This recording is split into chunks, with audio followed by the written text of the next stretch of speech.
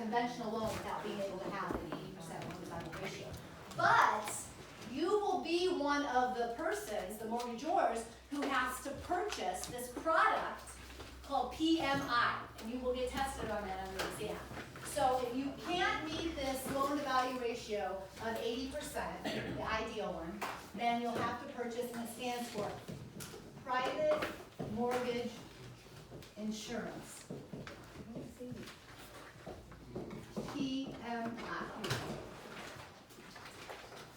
So the way PMI works is you usually have a premium that you pay. So wait, before I say that. So there are entities out there who have decided it was a good business idea for them to be sellers of private mortgage insurance, right? There's just businesses out there that sell private mortgage insurance, just like there's the title company sells title insurance and the homeowners company sells homeowners insurance. This company sells private mortgage insurance.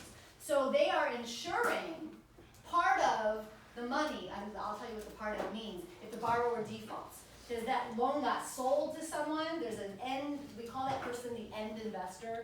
So like, these guys, if they never resold it when I had Fannie, Freddie, and Ginnie up here and stuff, they were the end investor. They might still sell that, to other people, other entities. So whoever the end investor is, they're gonna be insured, and it's underlined here. Oh no, that part's not underlined. So go to the second paragraph with me. It says PMI protects the top 20 to 30% of the loan against borrower default. So that's why, because some of you may already know this, some of you may have done this exercise with your own loan. If you couldn't come in with a 20% down payment and your lender said to you, I can still make you a conventional loan, but I'm going to need you to buy some PMI. I was about to say the PMI works where those people that company will charge an upfront premium, and then you'll have a monthly PMI, because that's part of this. This insurance is two types of insurance. I hadn't said it yet, because I hadn't talked about this yet. It's both the homeowner's insurance, which we've talked about, but it's also PMI, private mortgage insurance, part of PIDI. So if you have to be one of the people that has to buy PMI, it would be part of your PIDI. Sure. So you're part of your homeowner's insurance, so you still have to buy homeowner's insurance, or is that fall into that? No, I'm sorry, Eduardo. I meant to say that of that acronym PIDI, which means if you have a monthly mortgage payment, you're paying principal, interest, taxes, and insurance.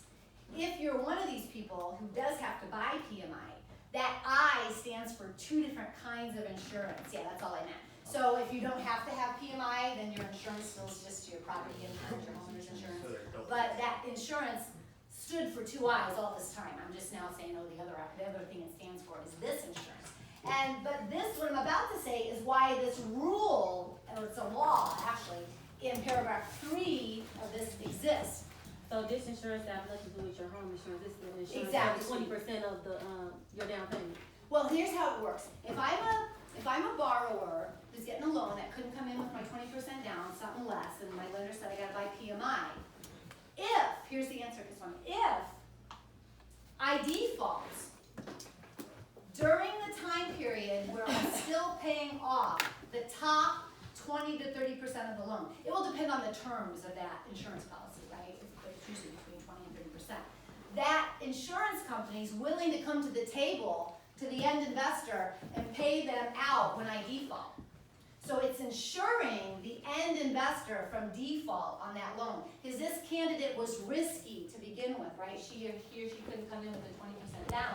The riskier is why I need to buy insurance. The investor knows I'm riskier, so now they're willing to buy my loan, because that's what the primary market cares about. They're willing to buy my loan only because they know if I default. Because this is a truism. Most people, if you're going to default, it's not always the case, but if you're going to default, you're going to default during that top 20 or 30%.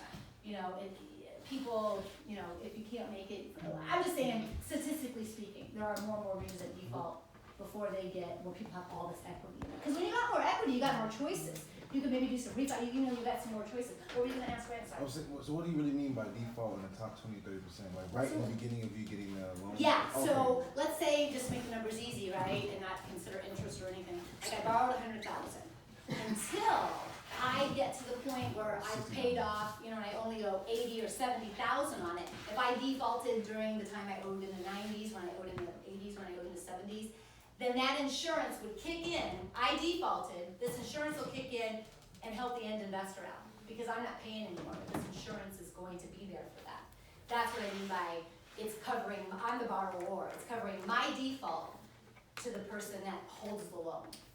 And so it's just an insurance, just like any other type of insurance. Instead of the home burning to the ground and then paying me out a claim, I didn't pay my bill and they're gonna pay them out a claim. You know, I'm the borrower, I didn't pay my mortgage and they're gonna pay them out. And when does that kick in? So, I see, just 1 second, Troy, and then I'll let you ask that question. But I just wanna get through this third paragraph. But hand in hand, this stuff goes hand in hand. The reason that these insurances only cover the top 20 to 30% is there's a statute, there's a law that exists in Illinois that says when you get to 22% equity, you were this candidate where you had to buy PMI. But you're proving to the lender, I've been healthy all this time, I now have 22% equity. I didn't let it go under. You can get this part of your payment taken out. You have to be proactive. The lender certainly doesn't call you up one day and say, hey, you reached 22% equity, we're gonna take your PMI payment off. They will never do that. They will never do that. You have to be proactive about it and keep on top of it and see when you fall into that area and petition the lender and all that stuff. But that's why it only covers the top part, because when you get, the act says, when you get to that part equity, then you can erase, remove that, the PMI. But it's a good thing in a sense, because it did let a lot more people, it does allow a lot more people to get into, the home or the property market, because, it's hard, I think, for a lot of people to come up with 20%, down payment of the property. But in FHA, which we'll switch to now, well, first of all, I want you to know these basic things. I'm not gonna write them up here. FHA stands for Federal Housing Authority. This is on page 115. FHA, Federal Housing Authority. Just like Ginnie Mae was part of HUD, this is part of HUD also. And then the VA is just actually the Department of Veteran Affairs.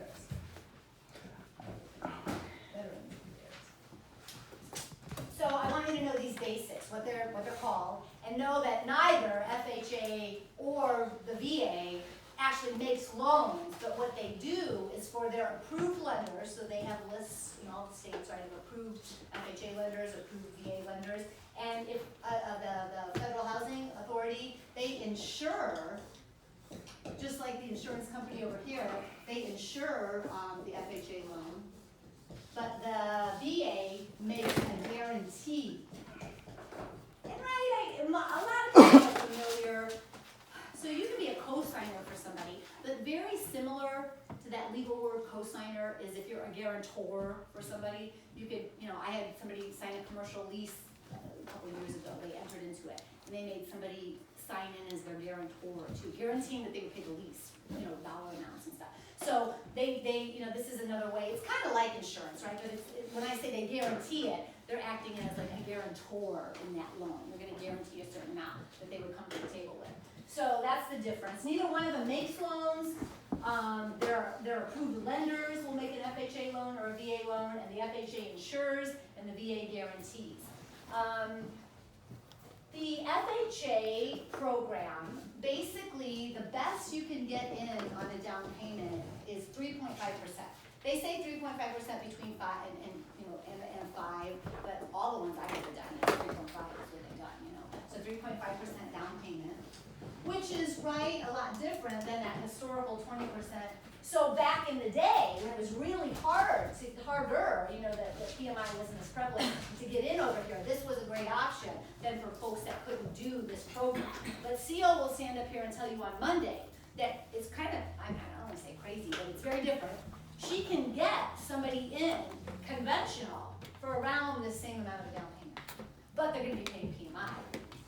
Now let me throw in the fun thing with FHA. It also has a component like this, and it's called MIP, Mortgage Insurance Premium, not private mortgage insurance. It's called MIP, and it stands for Mortgage Insurance Premium. And this is a charge to the borrower, and the main difference between the two, if you get into conventional, you at least have a light at the end of your tunnel when you gain that 22% equity position to, be proactive, like I said, but get that payment off of your PITI. That's not the case with FHA, and I want you to know that for the exam. The MIP lasts for the entire life of the loan. It never goes away. So that would be an advantage, right, to getting into conventional, because you could eventually get that private mortgage insurance off. Because it costs, they're commensurate, with this cost. They charge a premium up front, the lender does under an FHA loan, a premium for this MIP, and then there's a monthly, part as well, component that you keep paying it monthly as well, just like this. But like I said, at least this one, there's some way to, stop the private mortgage insurance at some point. But this follows the life of the loan for as long as the person holds it. FHA loans are assumable.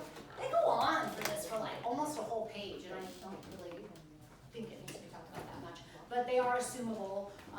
Just with the same stuff we talked about. It's gonna be, Jordan, what were you gonna ask? I'm sorry. About the PMI. Is there a way, like, let's just say somebody do a home improvement, like in the city. You see where I'm going with it? Sorry, I didn't mean to cut you off. Finish your question, right? 'Cause I'm gonna. You see where I'm going? Like, if somebody does a home There was an improvement, improvement and they gained equity.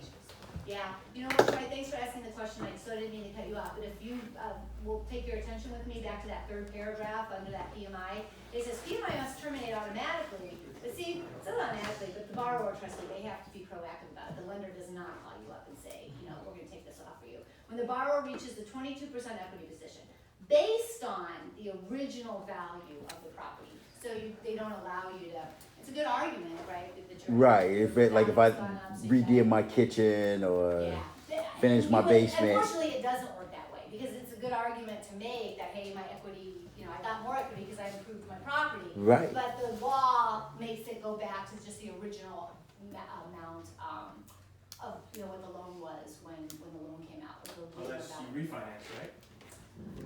Yeah, that's a good question too. Well, if you read if you don't mind, if we ask Ciamara, because I just know she's gonna know the exact specifics. So just hold this question. Can She you? totally does this, and we could even ask her how often she gets the call from the client, saying, Yeah. "Oh, do the PMI stuff." 'Cause I'm pretty sure a lot of people want to get rid of that right away.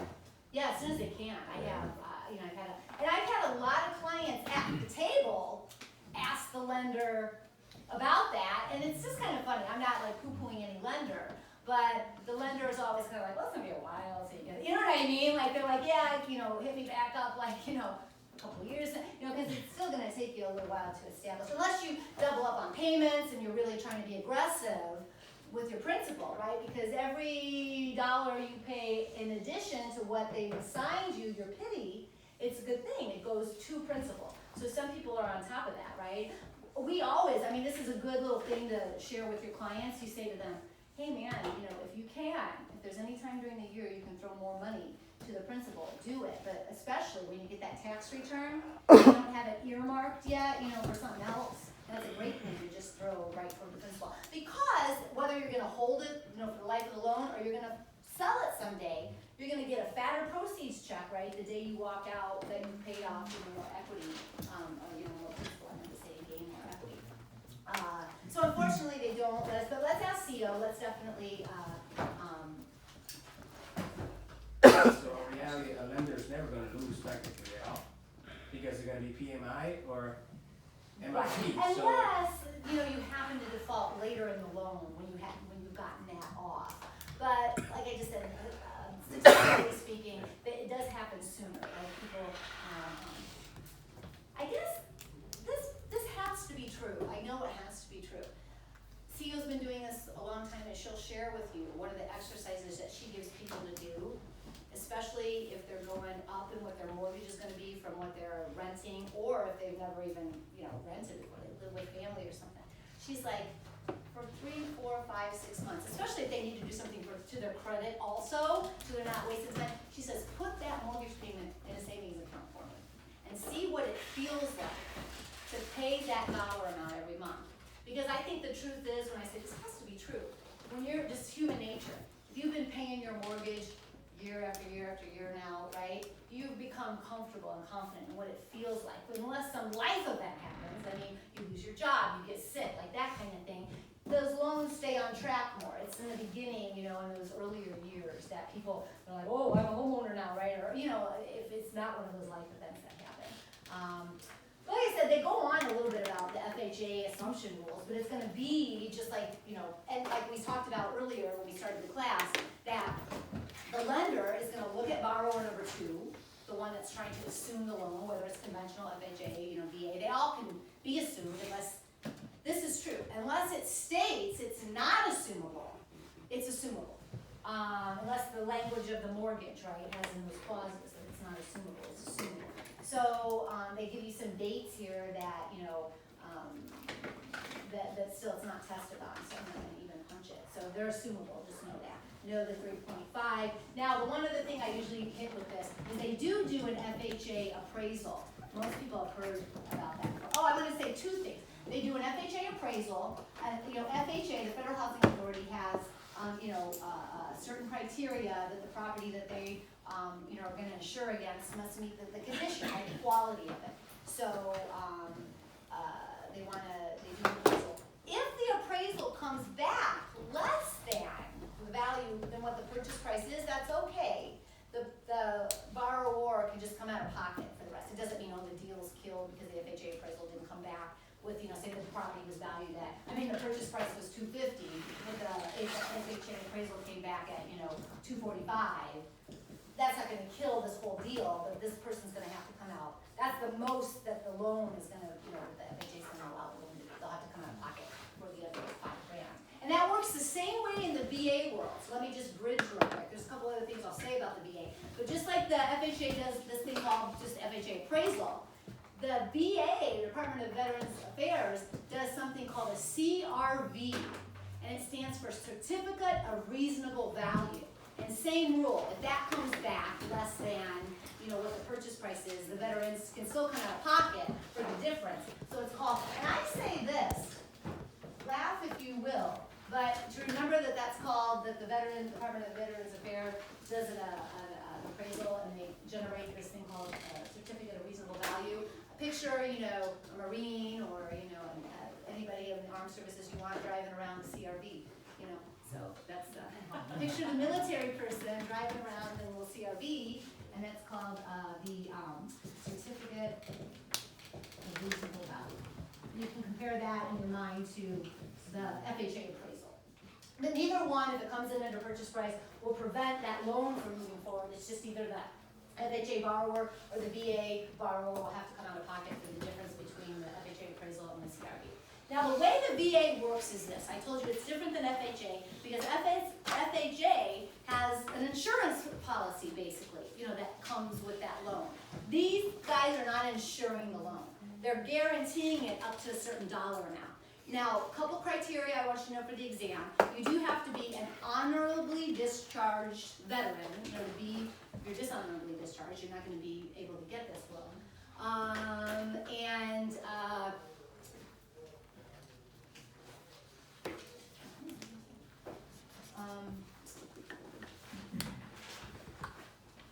This one. So you have to be honorably discharged in order to get the loan, and you have to then apply for your certificate. So there's 2 certificates under this one, right? You have to apply for your certificate of eligibility. So we've got our certificate of reasonable value and our certificate of eligibility. And the certificate of eligibility is going to state, right, that you are eligible to receive a VA loan, but it's also going to state on there a dollar amount that they will guarantee for that specific veteran. And then based on the dollar amount, so know this, you don't have to go into further detail about it, but the dollar amount that's on the certificate of value, the lender, as a general rule of thumb, ends up being willing to lend 4 times the amount that's on the certificate of eligibility to that particular veteran. So when you stop and think about it, basically a quarter of the loan then is being guaranteed by the Department of Veterans Affairs. If they do, maybe more, but if they do go up to the limit, right, 4 times what the amount is on the certificate of eligibility, then a quarter of that loan is being guaranteed. Just like this is only a portion of it, right? Like that's a PMI, the loan being guaranteed. So they'll give, and that dollar amount is called the dollar amount of the guarantee. That's the word. So the dollar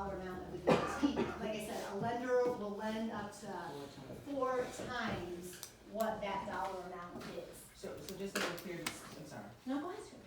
the CRV is used for just FHA only, and then is it the? I'm gonna fair pause market you just for a value? second, because the CRV is only VA. So that's why I said, just picture the little military person driving around. Is it Honda? Honda CRV? Yeah. Honda CRV. Because I did that one day, I was in back of the CRV, you know, waiting, I left class, I just done this, I'm like, if you just put a little military person, man or woman in front, you'd be like, the CRV, you know, he's driving around in the CRV. Yeah, anyway, so. Okay. But yeah, so, there's so many things, right, that you really are memorizing. So that one's just for VA. They just call it an FHA, they just throw the word FHA in front of it, because you're just gonna use the word appraisal. There will be an appraisal in every single conventional extension of, you know, loan for real property too. The lender will have required, you know, an appraisal. So the only one that has a different name altogether is the VA one, right, the certificate of reasonable value. And really, that just got generated from a type of appraisal, that they want us to know that the exam that we generate the certificate of reasonable value. And I want you to know this last thing about VA stuff.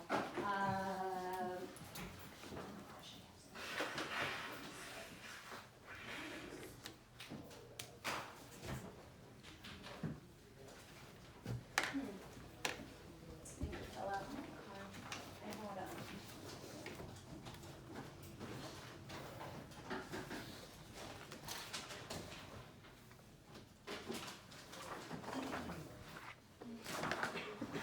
Bill. Good, thank you. I'm gonna bother you guys. What are you looking for? Well, I was looking for my smoothie, and then I was thinking, do I have any water? And I'm like, neither. So, I don't know, I know you guys said it's cold out there. I don't know if it's just because I'm talking, you know what I mean, but it's very hot. It's warm. Is it- You need some water? I will get you some. Yeah, all of a sudden, I was like, okay, I have fainted once before in my life. And it was during my secure transactions law school final. And there was a doctor getting her law degree in the same final. And she went and took care of me in the student lounge when I fainted. And that, I hated that class. So, the last thing I did want to say about the VA loans is this. They test, this is one thing that if you get a VA question, it's very likely you can get this one. You're allowed as a veteran to only have one active VA loan at a time. So what that means is, if you get a question about somebody trying to assume a VA loan, if you have other active VA loans, so you bought a second property with a VA loan, and now you wanna have somebody assume that second loan, but you're still paying off the first one, that's a no-no, because you can only have, you may not, your name may not be on that loan any longer, right, because it got assumed by somebody else, but its origination was still a VA loan. So as long as you only have, like, that was your only property, and you bought it via VA, and now you're gonna let somebody assume it, that's fine. But if you have another one out, and you're trying to let somebody assume a second one you have. Now, another rule is, you can only have two properties, you can only own two properties as a veteran at a time that you bought with a VA loan. I think they're just trying not to have people. So are you saying you could split a VA loan? No, you can't, I'm sorry if I said it weird. So if I bought property number one with a VA loan, and then I bought property number two with a VA loan. Okay. Even if I paid them off, Troy, even if I paid both, like, I'm just saying theoretically, even if I paid both of those off, if I wanna go because it's a lifetime benefit, this veterans, I have to sell one of those two properties. Wow. If I now wanna purchase a third property and use my VA benefits. Because I want a couple other things I guess I wanted to tell you about. It's a lifetime benefit for a veteran, right? They can't just use it once, but there are these little quirks about it. They can only have one active at a time. And like I said, it lasts for their whole life. And I think there was one other thing I'd like to say. Yeah, this is one of the downers about it to me. You know, everybody, I think, has this misconception that, and it is true, I mean, theoretically, technically, yes, there's no down payments. A veteran can get a VA loan without having any official money called a down payment to come to the table. But the VA, the Department of Veterans Affairs, does charge the veteran this thing called a funding fee. And it's not highlighted there, but all this information is there that I'm telling you. And if it's the first time you've used your benefits, it's 2.15% of the loan. So that's a lot, right? Knowing I can get in at FHA at 3.5% down payment, it's not, I think sometimes people think that's the biggest perk, no down payment. A lot of people have heard that. Well, the funding fee is 2.15% the first time, and then if you keep using it, it goes up to what, 3.15? So, it's very close to, but it still is technically no down payment, but you do have to pay this funding, the veteran does have to pay this funding fee. So all of them are assumable unless, the loan says otherwise. I wanted you to know those last quick quirks about this one. You can only have one active. It's a lifetime benefit, but as a veteran, I can only have one active one at a time. So if you get that question where they got one active and they're trying to let somebody assume the second one, they can't do that. They have to, sell the first property or pay off the first loan, or they can do that. Sure, go ahead. I'm sorry, what's assumable, like reserves are assumable? Yes, unless the mortgage document stated that it otherwise wasn't assumable, and that would be mainly talking to the conventional, because these are both, we know that they are assumable. But back to just when we talked about the general laws of assumption, it's gonna be the lender deciding if borrower number 2 is creditworthy enough for me to say, yeah, I'll let that, just the same stuff, there's no special magic sprinkles just because it's a VA loan or anything, yeah, it's still like, are you gonna be able to pay me, is what the lender, cares about for, the borrower. Now, under the rest of the chapter, pages 118 and 119, they just talk about more types of ways that people can get creative or lenders can get creative and come up with products or ways in which to finance real property. So, when we talked about that land installment contract, more way toward the beginning of the class this time, and we talked about the vendor and the vendee, and I said that's another way to finance real property, and the vendor, the unique thing about that contract was the vendor, the seller, retained full legal title during the time in which that vendee was making their monthly payments. And I said that'd probably be a long contract, just like a mortgage would, because we're looking toward, owning that property in fee simple someday. This purchase money mortgage, that's the first one here on page 118, it's very similar in a sense to a seller, vendor, saying, hey, I'm gonna help you vendee finance this property. Probably something similar. The purchase money mortgage buyer might not have been able to get, a mortgage elsewhere out there in the market. But the seller says, I'm so sorry, Dan was talking to me, I'm like, damn, oh, you got caught up with Dan. Yeah, I understand. That's kind of like getting caught up with me, getting caught up with Dan. Sometimes I see the look on my he's like, is she 5-year-old passed? now. And I told her by the time, and I'm like, look, Michelle's still fainting. So he's like, oh my God, I'm so sorry. I was like, if she's passed out now, please blame me. You guys all should talk to Dan, I'm serious, that you pass up, because he's so dynamic, and if you at all are considering Kale as an option for you, Rick and Dan, they're both, like, they would be the leaders here, leader of leasing, leader of, the C and everything else, he's a man, but they're so lead personality. But as they talk to them, and give a chance for a lead, and it might be hard to get away from cases, so. He's good though. He's good. Thank you, because it passed, but I do need it though, thank you, feeling like I was gonna fail test. Anyway, I was about to say the look on my 5-year-old's face sometimes when I start talking. You talk to this, the 5-year-old does, it talks as much as I do. So, well, He was giving me an update on everybody who was in the class, what's going on, and that's good, yeah, he's a good guy. But he's really trying, this guy Dan McDonough is his name. He's really trying to pull people in to work on, leasing, because if you really do get in a conversation with him, let him tell you, he'll have 3, at least off the top of his head, about, he says, I met somebody just out there in the world, a server one night at, at his table, somebody laying by the pool that he met one day, and he got them into leasing, and they're like the top producers, right? Like, he just is that type of, people people come up to me and say, I'm scared to enter, I don't know what to do. If you are all in that realm, I can see he's gonna be very handholding. Do you know what I mean? He's gonna be that person, come on, you wanna do these things. So, but in this purchase money mortgage world, the seller is still willing to finance, or is willing to finance just like in that vendor or vendee situation. But instead of entering into an installment land contract, which I said is that animal all on its own, up until the point that the vendee has the 20% interest, equity I meant to say, and 5 years into the contract, it's more like a lease and we can evict them and all that stuff. No. This is called a mortgage, and it is a mortgage, and it will always be a mortgage, and it would have to follow all the rules of foreclosure. That seller would have to follow all the rules that any other lender would have to follow who gives a mortgage to somebody. So that's, really cutting lines here. I could have a document that's at the top says installment land contract, and that's what it is, right? And I got a document at the top that says mortgage, and that's what it is.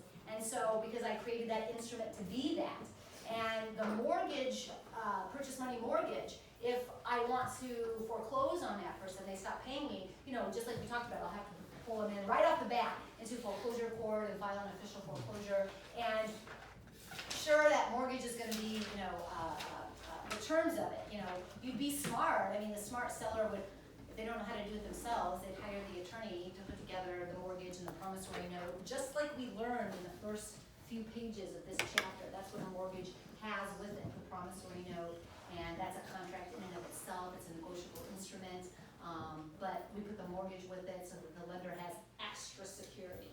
They can go force the sale of the real estate. That would be all the same rights that the seller, would have.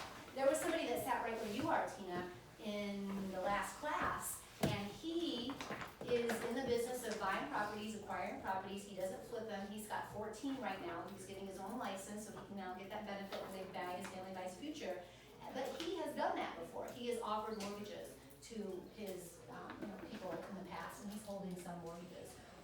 Well, I guess those would have been ones he sold, but he holds on to most of them. He's a landlord, but he has sold some, and he's done purchase money mortgages. And he sat there. He was the one that brought up the amortization schedule when we did this simple interest thing that day, because he's done that, right? He's done the amortization schedule. He's put together mortgages for his clients of his. Now, a package loan is this. A package loan is normally a mortgage by law a mortgage loan is supposed to only cover real property, because that's what a mortgage does. That's what that type of loan by law does. But there's a little subset animal called a package loan, which the mortgage loan can also cover personal property if you're the one that gets this question, it's rarely asked, but if it had to have been like new construction, the developer offering, these types of washer and dryer appliances, maybe some special fixtures or something like, that or I should say fixtures, but some personal property that isn't gonna mount up to a fixture. And you can finance that personal property through this, and it's called a package loan. It's called package because it's financing both real property and that little bit of, personal property. Now, blanket loan, I literally, I can't draw very three-dimensional, but picture a blanket, and if you are still one of the people that does this, you fold back your blankets like at some point before you go to bed in the evening, that is what this loan, I think you get that picture in your mind. Because I would be someone who borrowed money, usually a developer. I borrowed money to purchase many parcels, and this loan allows for this. As I pay off so much, the lender is going to associate that payment with a certain parcel. So, because the loan covered more than one parcel, because what this allows me as a developer to do is now they're going to release. The pullback of the blanket is a release of the lien, right? So if I pulled the blanket back over that parcel, this type of loan has released the lien on that parcel, which now means the developer can sell it to Sasha. Because you don't want to buy it if it's got a lien on it, but now that we were able to get the lien off, you'll be a third party now coming to buy that parcel. So maybe like So a it's strip just typical in the developer world to do this, so with these blanket loans. A wraparound loan, they don't like that. I wouldn't, really focus on wraparound loans, open-end loans. They don't ask about this stuff very often. But a wraparound loan, again, you'd be someone that, for whatever reason, because they're kind of special financing techniques. I guess what I wanna say here. These aren't real common, right? They're special kind of. That blanket loan happens a lot with the developers. But a wraparound loan would, usually the case would be if I can't let anybody assume my loan, but I wanna get out of that loan, I wanna get into another loan, but I can't do it. I might go and seek out this thing called a wraparound loan, where then the loan that's extended to me will cover, like, for example, another piece of real property maybe, but it's such a big loan that it covers the dollar amount that I'm paying for the first loan, because I can't get out of it. So I'll have the lender number two, if you wanna think of it like that, loan me money for whatever else it is I wanna do, and they'll collect a payment from me that covers, the money I borrowed from them, and they're also sending a payment off for me to, the other loan that I had existed. So that's a wraparound loan. Open-end loans, again, not tested on too much, but if it kind of, in a sense, we're gonna talk about home equity on the next page, but you've got this mortgage, and if it has this facet about it where I can open it back up, I paid some off on it, but now if I wanna open it back up, they're gonna extend further credit to me based on what the original loan amount was. So it's very similar in a sense, so home equity line of credit, because I've paid some off, I've got some equity, not tested on too much. This one, sale leaseback, of all these odder type of financing, this one comes up more often. A sale leaseback is this scenario. I am a business owner and I own a brick and mortar, but let's just say hypothetically I've got cash flow problems or whatever. I know it's an asset of mine. If I sell it, I can maybe resolve my cash flow issue. But I still want to stay in that brick and mortar and operate my business. So I find an investor, I find a seller, buyer, I meant to say, who wants to buy my property, but is, all on board with now leasing it back to me so I can continue my operations. I got the money in my hand now, I'm still in my, my business, and I could have solved my cash flow problem, like I said. So that's a sale leaseback. The investor knows we're gonna lease it right back to the person that we're gonna buy it from. Home equity loan, most people have all heard of this. It's a loan that lenders offer to allow, just like the reverse mortgage allows those seniors to pull equity out of their home. The end story of that was title was gonna go back to the lender at some point. That's not the story here, right? I'm just pulling money out of my equity, getting a separate loan. And just when we talk about priority of loans, this would be a good example to think, these folks are getting lined up. You might not get a second mortgage out, but in a sense, it is that if you get a home, a line of credit, that person's in line behind the first mortgage loan that was on that property. And they let you know what you could use your equity for, finance expensive items, consolidate credit cards, pay, big items would be medical, educational. But I always say this. At least all the home equity loans I've ever been involved with, you can't take a home equity loan out and then go buy another home. Why? Because they want you to get a mortgage. Like, the bank said, because the rates, would probably be arguably higher in a mortgage loan, and they can come up with terms for a mortgage as opposed to home equity, because they want that market to be stimulated with buying homes and not you pulling the equity out. Because I had somebody try to do that once. I was in a short sale, and one lender after another kept falling through. The short sale had been going on for a year with that same woman.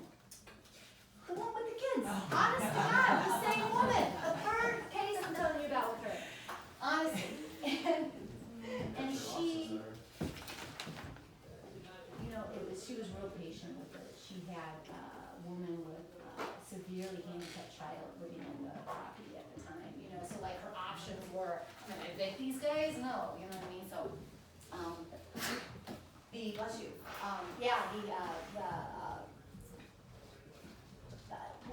what was I talking about? Because, so those people got denied with all these loans, so they were trying to take out a home equity loan then and buy it, and he told me it. I'm like, what are you doing? I don't know, and so, but they ended up buying it. I don't know where they got it.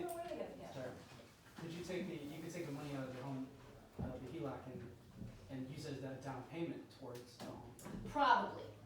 I know you can't totally go buy a whole home. Probably. I don't know for sure, but it sounds like that would probably be legal. The last concept in the chapter is talking about something real important. We definitely test on this stuff we're about to talk about. But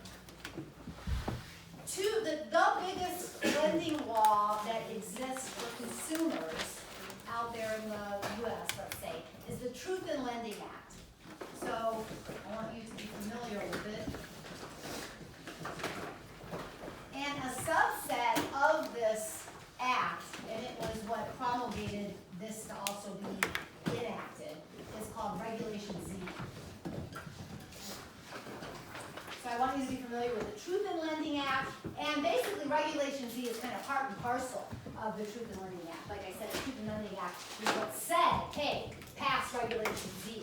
So that's how that works. But both of them collectively, you could say, their purpose, and you get tested on this, is to, it's bold, it's under, it's, well, it's at least bolded here, is to inform borrowers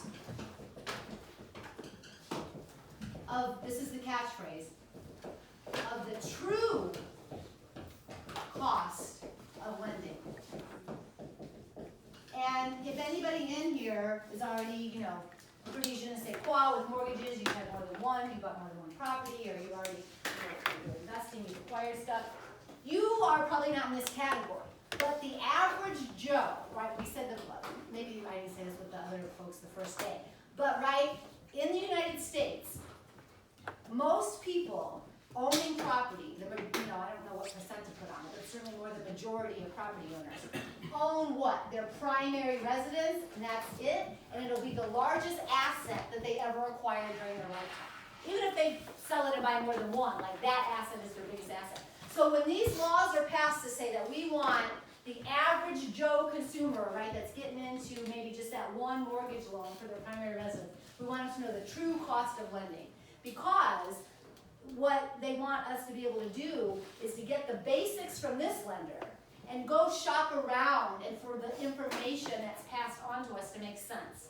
So the other thing that this law, you know, the big thing that it punches is that lenders have to disclose the APR, which technically stands for the annual percentage rate, but we all say, let's say actual percentage rate, because the point is, on that promissory note that you're gonna sign that day at the closing, it's gonna state on there, let's just say we're in the fixed interest rate world for the amortized loan, it's gonna state on there, you're gonna get a loan for $200,000 at, 5.2%. It's gonna state the interest rate going toward that principal stated there. But in the transaction, in the whole process of closing and buying a property, there are other costs and fees involved. And the federal government, via this act, is saying those costs and fees are actually really going into what that money is costing you. So like we learned on the second page of this chapter, the interest, the cost to borrow money. Well, there are other costs besides just the interest rate. And there's just a short list here. It's the other loan fees, service charges. We talked about points in the loan origination fee. So the whole point of it is that all this needs to be disclosed. And there used to be, it's now a different document, but we'll talk about it in chapter 9. There used to be a document generated twice within the process called the initial truth in lending statement and the final truth in lending statement. We'll learn in chapter 10 or 9, any of those have been changed to the law that came about in 2015.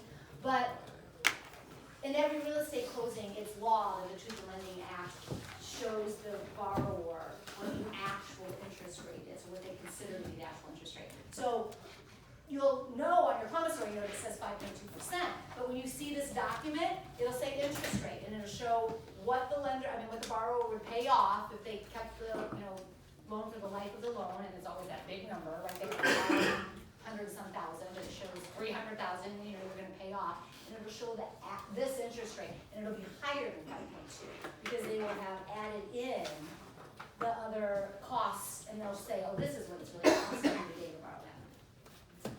Now, on page 121, they asked the stuff on this page as well. The first thing we'll go over is the 3-day right of rescission. Now, that 3-day right, rescission means I can undo the loan, I can take it back. I can rescind the contract, is what, we'll learn that phrase in chapter, the contract chapter. So that's what we're talking about. The 3-day rescission rule means the borrower is gonna have a right to rescind the contract, the promissory note and the mortgage. Those are the two contracts. And know that it doesn't apply to the first primary residential mortgages. If you're doing a refi or a HELOC, then the 3-day rescission right applies. So it's kind of watered down. Like for all those people getting their first primary loan, primary mortgage on a piece of property, you can't do this. You can't rescind it 3 days later.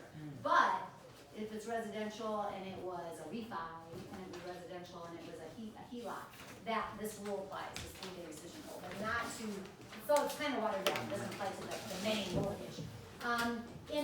Under this little section, under advertising, this all comes from Regulation Z, these laws in this paragraph, and you can see this is underlined here. It says flexible terms may be used. So if I'm a lender and I want, and which I do, right, I want to advertise myself, I'm very, very limited via the Regulation Z, which I said is part and parcel of the Truth in Lending Act, in what I can say in any kind of printed or radio or website, you know, any type of media you can think of. I'm limited. It speaks to all the medias.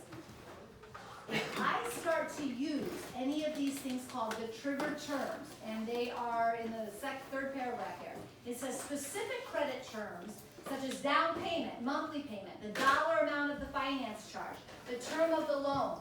Those phrases are all considered trigger terms.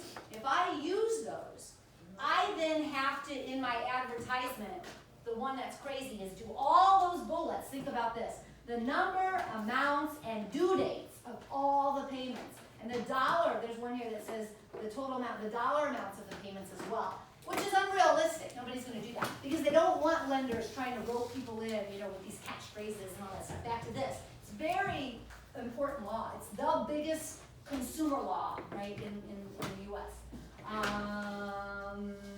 The penalties, $10,000 per day if you are violating lender advertising laws. And no, it's pretty hefty. The ECOA Act, it stands for Equal Credit Opportunity Act. We'll go over it one more time in the Fair Housing chapter, so it won't be the only time you hear me talk about it. But ECOA